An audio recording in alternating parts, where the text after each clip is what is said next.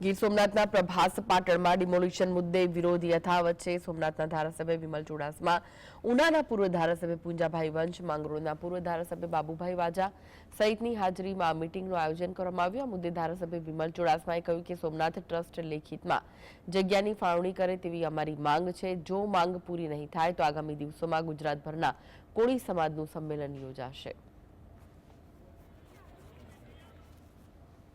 માંગણી છે એ માંગણી એ જ છે કે અમને ઠરાવ કરવામાં આવ્યો છે, જગ્યા ફાળવવામાં આપી છે, બીજા બધાને આપી છે। સોમનાથ દાદાનું મંદિર આવેલું છે, આ વિકાસ થાય તો અમને કઈ વાંધો નથી, અમે બધા સંમત છે।